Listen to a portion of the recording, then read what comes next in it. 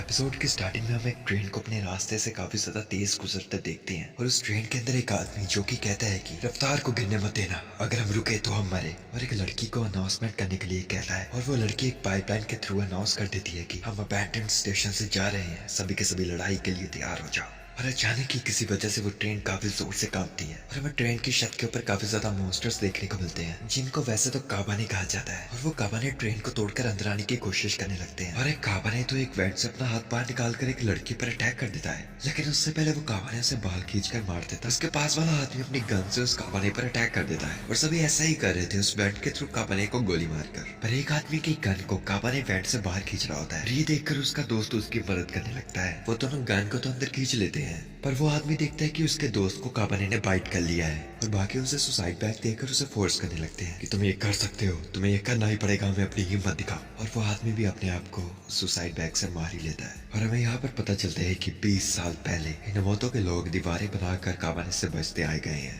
और सीन यहाँ पर शिफ्ट होता है और हम एक लड़की को उठते हुए देखते हैं और उसके पास का आदमी कहता है तुम फिलहाल के लिए सो सकती हो क्योंकि सिपाहियों ने उन्हें रोक लिया है। और वो लड़की बाहर देखते हुए कहती है कि एक और स्टेशन पकड़ा गया क्या। और हमें बनाई गई दीवारों के बीच में एक विलेज दिखाया जाता है जहाँ पर एक लड़का भागते हुए जा रहा था अपने काम पे। और काम पर पहुंचने के बाद एक बंदा उसे चिढ़ा कर जाता है कि हीरो तुम्हारे बाल अभी भी बिखरे हुए हैं। और हम देखते हैं कि इकुमा ट्रेन को रिपेयर करने का काम करता है और हम देखते हैं कि इकुमा अपने एक दोस्त को बता रहा होता है कि उसका प्रेशर काफी होना चाहिए। और उसका दोस्त कहता है कि तुम नॉर्मल लीड शॉट्स क्यों नहीं यूज करते। और इकुमा कहता है कि फिर वो नाइट्स की स्टीम गन से क्या ही अलग होगी, वो काबाने के दिल को छूकर आगे नहीं जाएगी और इसलिए हमें जैक बुलेट्स चाहिए, वो भी और भी ताकत के साथ। और ताकत इकुमा को एक सजेशन देता है जिसे सुनकर इकुमा कहता है कि मैं अभी घर जाकर इसे फिर से करूंगा और वहां से जाने भी लगता है। और वो जाते जाते देखते हैं कि उनके सामने योमोगावा फैमिली से लेडी आयामी आई है। योमोगावा फैमिली वहाँ की हेड फैमिली थी जैसे रॉयल फैमिलीज होती है। लेडी आयामी अपनी फादर की स्टीम गन को ठीक करवाने आए थे और वहाँ का हेड इकुमा को आवाज लगाता है लेडी आयामी की मदद करने के लिए। और इकुमा के आते आते सभी उसे चिढ़ा रहे होते हैं तुम्हारी बारी आ गई हीरो।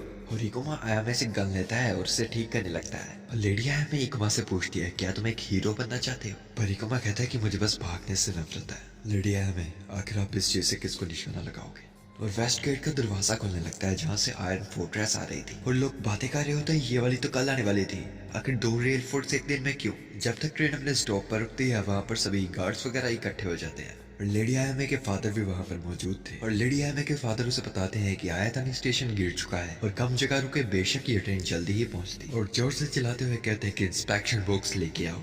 और हम देखते हैं कि सभी के कपड़े उतार कर उन्हें चेक किया जा रहा है कि किसी के शरीर पर काबाने के काटने के निशान तो नहीं है। और दूसरी तरफ इकुमा और सारे उसके जैसे उस ट्रेन को साफ कर रहे होते हैं क्योंकि वो ट्रेन लथपथ थी खून और लड़ाइयों के निशान से। और इकुमा को ट्रेन के टायर साफ करते वक्त किसी काबाने का हार्ट मिलता है और इकुमा उसे अपनी पॉकेट में डाल देता है कहते हुए ये रिसर्च में काम आएगा। और उन दोनों की नजर एक लड़की पर पड़ती है जिसे एक गार्ड रोक कर कहता है कि बच्ची तुम्हें भी इंस्पेक्शन करवानी ही पड़ेगी। और वो लड़की अपने हाथ में पकड़े खिलौने को काफी तेज घुमाने लगती है और उस आदमी का मजाक उड़ाने लगती है ये कहकर कि सिर्फ एक बेवकूफ एक किताब को उसके पन्ने से जज करता है, ये हमेशा मेरे भाई कहते थे मूछ वाले अंकल। पर वहाँ पर कैंशो यानी योमागावा फैमिली का हेड आ जाता है और उस गार्ड से कहता है कि ये मेरी गेस्ट है और अपने आप को उस लड़की से इंट्रोड्यूस करवाता है। और उस लड़की के साथ एक प्रीस्ट भी आया होता है। वो दोनों कैंशो के साथ वहाँ से जाने लगते हैं पर वहाँ पर कोई आदमी जिसे चोट लगी हुई थी वहाँ से भागने लगता है और सभी गार्ड्स भी उसे पकड़ने लगते हैं ये समझ कर कि उसे काबाने ने काटा है। और वे सभी गार्ड्स उस आदमी पर गोलियां चलाने लगते हैं। जब वो आदमी गिर जाता है सभी उसे घेर लेते हैं पर इकुमा उनके बीच में आ जाता है और कहता है रुक जाओ तुम डरपोक। और कहते हैं कि क्या ये तुम्हारे बनाए गए रूल नहीं है कि उन्हें 3 दिन जेल में रख के चेक करना। पर वो सभी गार्ड्स इकुमा को मारने लगते हैं और एक गार्ड तो काफी जोर से इकुमा को लात मारता है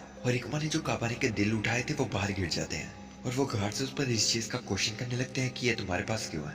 और मौका देखकर दूसरा आदमी वहां से भागने लगता है पर सभी गार्ड्स उस पर गोलियां चला देते हैं और वो आदमी मर जाता है। हाँ मतलब कि वो एक काबाने नहीं था क्योंकि काबाने उन गोलियों से नहीं मरते। और योमागावा फैमिली का हेड कैंशो उसके पास आकर कहता है कि तुम अपनी जिंदगी सिर्फ इसलिए एंजॉय कर पाते हो क्योंकि एक गार्ड तुम्हें हमेशा प्रोटेक्ट कर रहा होता है। और इकुमा कैंशो के पास आते हुए बोलता है कि मैं भी लड़ूंगा, मैं जो चीज बना रहा हूँ वो बस तैयारी होने वाली है। पर कैंशो का गार्ड उस पर अटैक करके उसे वहीं पर बेहोश कर देता है और उसे जेल में भिजवा दिया जाता है क्योंकि उन्हें शक था कि वो एक काबाने भी हो सकता है। और सीन यहाँ पर शिफ्ट होता है और हम देखते हैं कैंशो और प्रीस्ट को कुछ बातें डिस्कस करते हुए। और प्रीस्ट के साथ वाली लड़की थोड़ा बोर हो रही होती है इसलिए वो वहां से चली जाती है।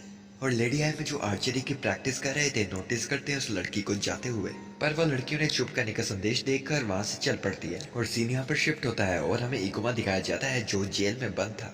और वो लड़की इकुमा के पास आकर कहती है, ओह तुम तो वो बॉडी इकट्ठा करने वाले हो। और वो लड़की इकुमा को अपना नाम बताती है जो कि मुंह में था, और वो बताती है कि वो नाम उसके भाई ने उसे दिया था। और मुंह में इकुमा से पूछती है, क्या तुम्हें पता था जिस इंसान को गोली मारी गई है वो एक काबाने नहीं था? पर इकुमा का मानना था, मुझे पता तो नहीं था, लेकिन मैं उस चीज को इग्नोर थोड़ी ना कर सकता था। और वो लड़की इकुमा को कहती है, ये काफी ज्यादा नॉर्मल है डरना, और डर में इंसान उस चीज को मार देते हैं जिससे उन्हें खतरा लगे। पर इकुमा कहता है कि अगर डर के लिए हमें अपनी इंसानियत खोनी पड़े तो मैं उस चीज को एक्सेप्ट नहीं कर सकता। और यहाँ पर सीन शिफ्ट होता है और हमें ताकुमी दिखाया जाता है, जो कि कह रहा होता है इकुमा कितना ज्यादा बेवकूफ है। पर वो लड़की जो उनको सूप डाल रही थी, जिसका नाम काजिका होता है, वो कहती है कि जो भी उसने किया वो हम नहीं कर सकते थे। और ताकुमी कहता है तभी वो एक बेवकूफ है। और यहाँ पर सीन शिफ्ट होता है और हमें कुछ गार्ड्स दिखाए जाते हैं जो ट्रेन के आने जाने का ध्यान रखते हैं। और उन्हें ट्रेन आती दिख जाती है तो इसलिए वो ट्रेन के ट्रैक्स को खोल देते हैं। पर वो नोटिस करते हैं कि वो ट्रेन काफी ज्यादा तेज रफ्तार से आ रही है। ट्रेन के थोड़ा सा करीब आते ही वो नोटिस करते हैं कि ट्रेन के ऊपर काबने ही काबने हैं। और वो डर के ट्रेन के ट्रैक को फिर से बंद करने की कोशिश करते हैं, पर वो ट्रैक को सही टाइम पर बंद नहीं कर पाते, जिसकी वजह से ट्रेन ब्रिज के साथ क्रैश हो जाती है। और वो ट्रेन दीवारें तोड़कर अंदर गिर जाती है, जिसकी वजह से वहां पर बहुत ही बड़ा एक्सप्लोजन हो जाता है। और अब वो सब काबने विलेज के अंदर आ चुके थे और वहां पर इकट्ठा हुए गार्ड्स अपनी गोलियों से उन पर फायर करने लगते हैं। पर काबने पर उस चीज का ज्यादा असर नहीं हो रहा था और वो काबने उस गार्ड्स को मार देते हैं। और उस जगह को अलार्म कर दिया जाता है कि काबने आ चुके हैं। और सीन यहाँ पर शिफ्ट होता है और हम देखते हैं कि इकुमा एक सुई से उस जेल के ताले को खोलता है जिसमें वो बंद था, और उसी रास्ते की ओर भागने लगता है जहाँ से लोग भागकर आ रहे थे। और कह रहा होता है, मुझे मेरी पीर्सिंग कैनन लानी पड़ेगी। और यहाँ पर हम देखते हैं कि काबाने एक लड़की की माँ को मार देता है और उस पूरी जगह पर काबाने इंसानों को मार रहे होते हैं। और हमें मुंह में और वो प्रीस्ट उसी रास्ते से गुजरते दिखाए जाते हैं। और वो प्रीस्ट कहता है कि उन्होंने वेस्ट गेट तोड़ दिया है, हमें आयरन फोर्ट्रेस की तरफ जाना पड़ेगा। और सीन यहाँ पर शिफ्ट होता है और हम देखते हैं लेडी एमे को, जो अपने फादर से कह रही थी क्या आप इस जगह को छोड़कर जा रहे हो। पर कैंशु कहता है नहीं, जब आयरन फोर्ट्रेस तैयार हो जाएगी मैं सबको सिग्नल भेज दूंगा और जब तुम्हें वो दिखे आ जाना। और वहां से चले जाता है। और हम फिर से इकोमा को देखते हैं जो भागा भागा जा रहा है अपनी लैब की तरफ, और अपने हाथ को काटते हुए कहता है कि काबा ने खून का पीछा करते हैं।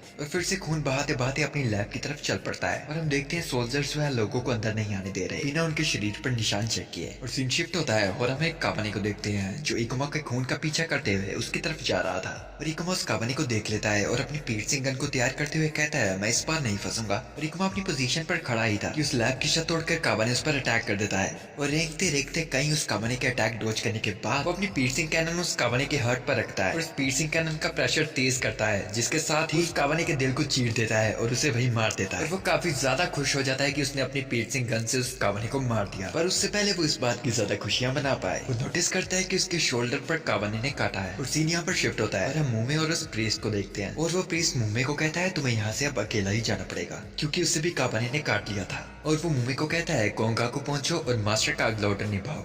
और साथ में ही अपने आप को सुसाइड बैग से उड़ा लेता है और मुंह में से ब्लेसिंग देकर वहां से चली जाती है। पर उसके रास्ते में एक काबाने आ जाता है और दूसरी तरफ हमारा इकुमा अपने हाथ को लोहे की रोड से दबा कर रखता है ताकि वो वायरस उसके दिमाग तक ना पहुंचे। पर वो वायरस उसके शोल्डर तक आ जाती है। और यहाँ पर मुंह के सामने एक काबाने खड़ा था और मुंह में उस काबाने को देखते हुए अपने गले में बंधे रिबन को उतारती है। और यहाँ पर फिर से सीन इकोमा पर आता है और इकोमा अपने गले पर एक बेल्ट से बांध लेता है और एक मशीन के सहारे उसके प्रेशर को दबा के रखता है ताकि वो वायरस उसके दिमाग तक ना पहुंचे। पर वो वायरस पूरा कोशिश कर रही थी उसके पूरे शरीर पर काबू करने का, पर इकोमा हार नहीं मानता और कहता है मैं फिर से कभी भी भागूंगा नहीं। और अपने पास की मेमोरीज को याद करता है और अपनी पूरी मेहनत से फाइनली वो उस कर्ज को अपने दिमाग में जाने से रोक लेता है और उस बेल्ट के प्रेशर को ढीला करता है ताकि उसका गला न दब जाए। और लंबी सांसें लेते हुए कहता है मैं वो पर्सन बनूंगा जो अपने आप पर प्राउड कर सके। और दूसरी तरफ हम देखते हैं वो काबाने मुंह की ओर काफी तेज भागता हुआ आता है और मुंह अपनी अटैक पोजीशन में आती है और सीधे लात घुमाकर मारती है उसके सिर में और उसे धड़ से अलग कर देती है। और हम देखते हैं कि उसकी सैंडल में एक नुकीला सा कील था जो कि फंस गया था जगह के साथ, तो इस वजह से उसे अपना पैर ही सैंडल से बाहर निकालना पड़ता है।